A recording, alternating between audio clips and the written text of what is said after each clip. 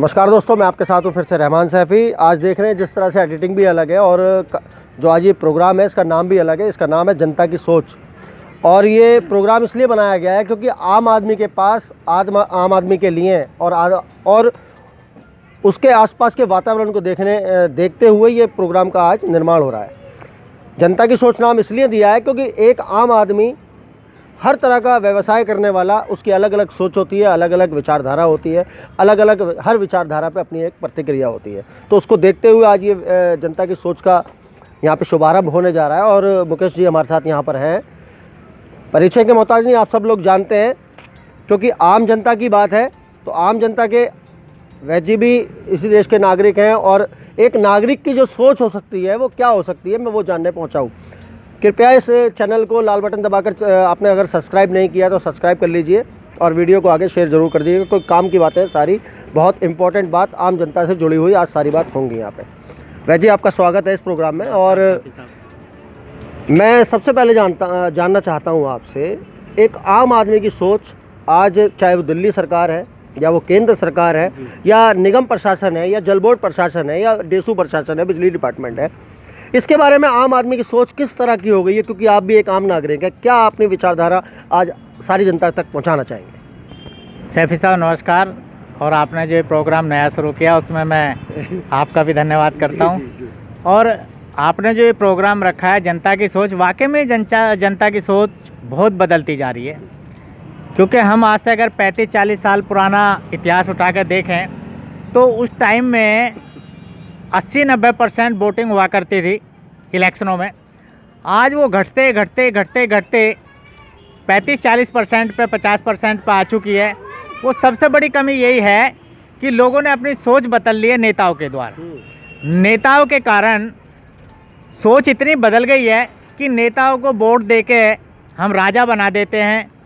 उनकी किस्मत का सितारा हमारी वोट से बुलंद हो जाता है और हमारे सामने ही देखते हुए जो लोगों को हम देखते हैं जो इलेक्शन लड़ते हैं, चाहे वो निगम का लड़े, चाहे वो एमएलए का लड़े, चाहे वो लोकसभा लड़े, चाहे वो राज्यसभा में आए, जो आदमी 100 रुपये का हुआ करता था वो 100 करोड़ का हो जाता बहुत जल्दी। बिल्कुल बिल्कुल। आप इतिहास उठा लो और सभी लोग जानते कि जो एक बार नेता बन गया वो 100 करोड़ का तुरंत हो जाता।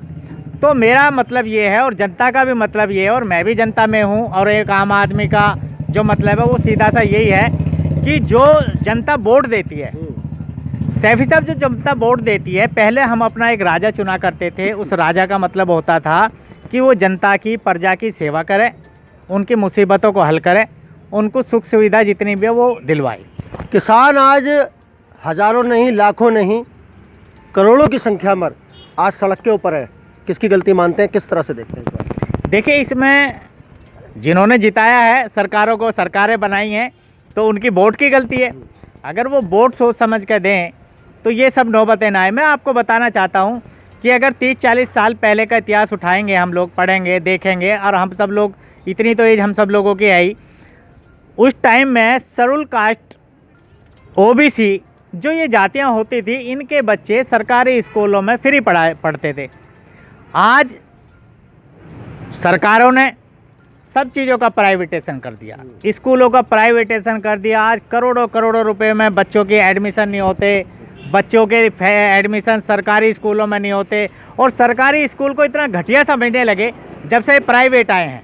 और इसी तरह से जैसे कि सरकारी हॉस्पिटल हैं, पहले सब आदमी सरकारी डॉक्टरों में, डिस्पेंसरियों में जाया करते थे, अब नर्सिंग होम प्राइवेटेशन कर दिया।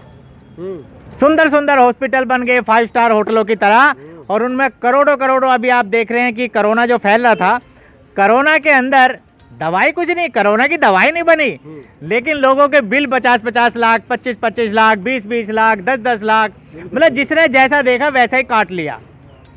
कोरोना के नाम पे लोगों को कितना ठगा गया। तो सैफी साहब, ये जो हमारी जनता की सोच है, ये सोच बदलनी चाहिए। हमें वोट, मैं तो कहता हूँ वोट देनी ही नहीं चाहिए।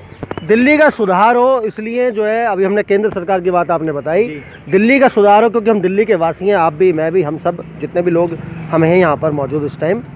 दिल्ली की जनता ने दिल्ली की सरकार को इसलिए जिताया, अरविंद केजरीवाल की सरकार को, कि शायद दिल्ली का सुधार हो। क्या दिल्ली में सुधार हो रहा है? नहीं सैफी साहब, दिल्ली में लोकपाल बिल के नाम पर और बिजली और पानी की जो शीला दीक्षित जी के समय में डेली बिजली का बिल बढ़ रहा, डेली बिजली का बिल बढ़ रहा, लोगों पे इतना शिकंजा कस दिया गया, तो केजरीवाल जी को लोकपाल बिल और बिजली पानी का बिल, ये 3 चीज़ों के मुद्दों पर केजरीवाल को जनता ने जिताया। अब केजरीवाल जी जब से जीते हुए हैं, अब दूसरी बार तीसरी बार कह सकते हैं, वैसे पहले वाला हम ना लगाएं तो दूसरी बार जीत कर आए हैं। जो लोकपाल बिल था उसको भूल गए हैं। लोकपाल बिल को जनता भी तो भूलने वाली है ना, जनता को याद ही नहीं रहता कि लोकपाल बिल से जनता को क्या फ़ायदा होना था। कि जो आज हम शिकायतें देते हैं भ्रष्टाचार के खिलाफ, या जो भी हम शिकायतें किसी भी चीज़ के बारे में देते हैं, वो कई साल तक अधिकारी दबा के बैठ जाते हैं, उन पर कोई काम नहीं करता। तो ये इन सब चीज़ों को ट्रांसपेरेंसी में लाने के लिए ये सब चीज़ें लागू लोकपाल बनाया जा रहा था। अन्ना जी बैठे इसलिए थे भूख हड़ताल पर कि भाई लोकपाल बिल लाए जाएं, हर राज्य में और केंद्र सरकार लाए, लेकिन लोकपाल बिल को भूल गए। सिर्फ पानी और बिजली थोड़ी सी डाउन की है उन्होंने, ऐसा कुछ नहीं है। अगर तुम इतने ही पानी फ्री पिलाने वाले थे तो 20 रुपये की 1 लीटर पानी बिक रहा है, आपका तो बिजली का पानी का बिल उसी में पूरा हो जाता है। बिल्कुल बिल्कुल बिल्कुल। कि 1 लीटर बिल पानी का बोतल, 1 बोतल 20 रुपये की बिक रही है। तो केजरीवाल जी से मैं पूछना चाहता हूँ, तुम्हारे बिल का ज़रा रेट तो लगाओ कितना बैठता है। तो पानी के बिल में से इतना पैसा कमा सकते हैं। बिजली वाले में क्या है कि 200 यूनिट फ्री दिए। 200 यूनिट में देखो मिडिल क्लास के लोगों का नहीं हो सकता। जो झुग्गी झोपड़ी वाले लोग हैं, गरीब आदमी जिनके एक बल्ब पर एक कूलर फ्री चलना होता, उनका तो हो सकता है 200 यूनिट तक। लेकिन जो मिडिल क्लास है, उसके घर में एक आध एसी है, परिवार है, तो अगर जिसके यहाँ एक एसी चल रहा उसका 200 यूनिट से ऊपर आता, तो वो फिर 200 यूनिट भी जुड़ जाती है।